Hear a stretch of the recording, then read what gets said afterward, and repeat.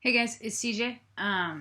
So it was brought to my attention that the title of my last video was a bit of a misnomer because I didn't really talk about top surgery that much. So I want to make a video talking a little bit about my top surgery experience and answering the couple of questions that I received.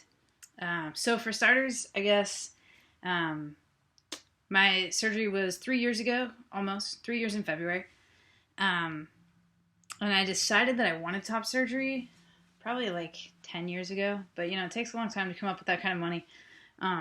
So I started out looking on TransBucket, which is a website that has a whole bunch of different pictures of people who've had top surgery and lower surgery. I think it also has things for male to female transition as well. I didn't really look through those, but it has a whole lot of top surgery pictures, and you can sort them by doctor or by the type of procedure, like the T anchor ones or the double incision or the keyhole, whatever you want. So I started looking through there and narrowed it down to a handful of doctors whose results I really liked. And then I called those doctors up and explained to them that I was not male identified, that I was genderqueer, and asked them if they'd be willing to perform the surgery. A couple people told me no, but mostly I had a positive reaction to it. And I ended up going with Dr. Garamone in Sunrise, Florida. And he was totally cool about me being genderqueer. He said he'd done surgery on numerous genderqueer people and that it was no big deal. He did warn me that his staff would use male pronouns for me because I guess they've been trained to use male pronouns for everyone since they're used to doing surgery on trans men, which didn't bother me at all. I don't really have a pronoun preference. I'm good with gender neutral or male or female, whatever. But for anyone that does make uncomfortable, I guess just be aware that that's going to happen. So I scheduled surgery with him, and then he does require a therapist note. So I had to go find a therapist, and that was actually harder than finding a surgeon to do the surgery. I was living in St. Louis at the time, and I called, I don't know, I spent probably 2 days like calling every single therapist that I could find. I looked for like therapists on websites that were like gay-friendly therapists. And most of them told me no. Like I called them up and said, I'm getting top surgery, I need a letter, but I'm not male identified. And most of them just flat out told me no, they couldn't do that. So I finally found a couple who could, and then I just went to the one I could get in with the soonest because I'm a procrastinator. So I waited till like the 11th hour to get that. So I got a therapist. I met with her twice, I think. The first time, we just kind of discussed like my gender identity, why I wanted top surgery, and the second time, I pretty much went in and we talked for like 10 minutes, and then she gave me my letter. So that wasn't really anything hard. The hard thing was finding a therapist. Once I found a therapist, it was easy. So once I had all that, I went down to Florida for the surgery, and I went with one of my best friends, Jordan. We had surgery together.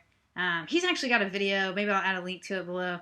Of like a few days after our top surgery. Of both of us. But yeah, it was super, super fun to have a friend there because you're stuck in bed and like your arms are stuck by your side and you can't really do anything. And I don't know, it's kind of boring, I guess, if you don't have a buddy with you. So I took him along and we were laid up in bed together, and that was fun. And my wife went and took care of both of us. Well, she wasn't my wife at the time. My girlfriend at the time, my wife now, went and took awesome care of us.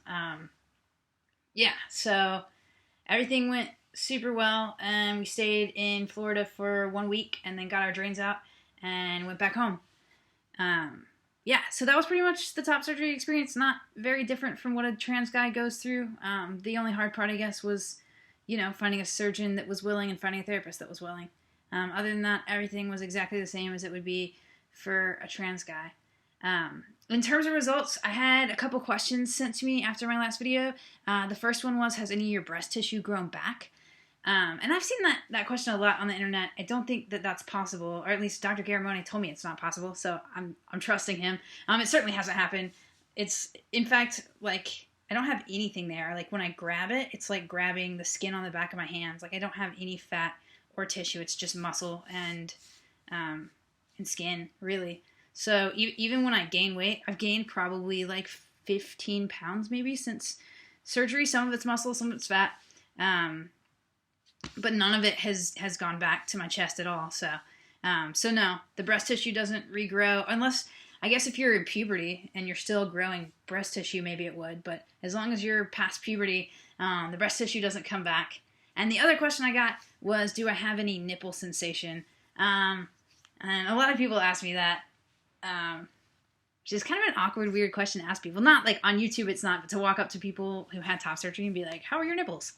But anyway, I don't mind the question at all. I do have sensation, like I can feel it, but it's not the same as it was before. I can totally feel it. Like I could feel even like a super light touch, I can feel. It's not, I guess, like as erotic as prior to surgery.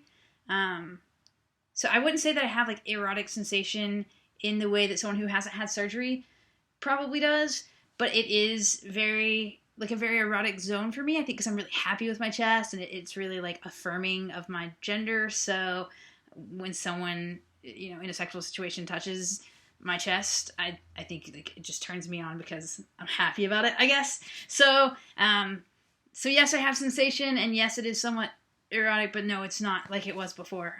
But that doesn't bother me at all. I guess that wasn't a big deal to me going into surgery. I expected to have no sensation. I heard that you could be like totally numb. And I don't know, I guess that just wasn't a huge consideration for me because I was so excited to have a flat chest.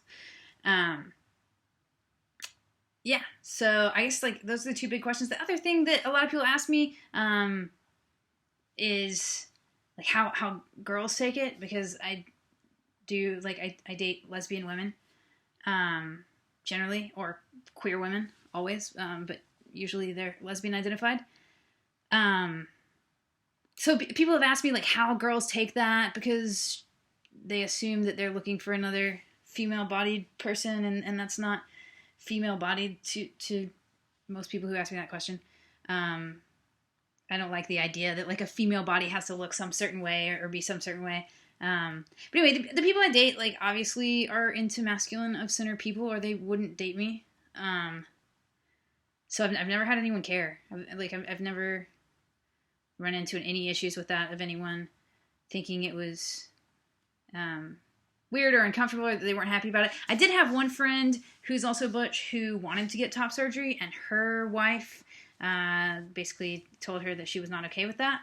I'm not sure if that's because she thought it was kind of trans and she has an issue with maybe dating men because she's lesbian identified, or if she just really likes boobs. I don't know. I don't have a clue. I didn't ask. What my business? But my experience has been that nobody seems to care at all. It hasn't ever affected the you know, the intimate relationships that I have with people, or the number of people who seem interested in having that. So I wouldn't consider that, if it were me going through it again, I wouldn't consider like, oh, will people date me after? Because it doesn't seem to be an issue. So if anyone's worrying about that, don't worry about it.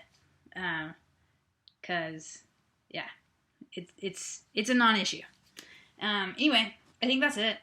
That's all I really had to say. If anyone has any more questions, feel free to leave them in the comments or shoot me a message. And I'm happy to share anything. There's like no question too personal. I'm super open about this stuff, so ask away.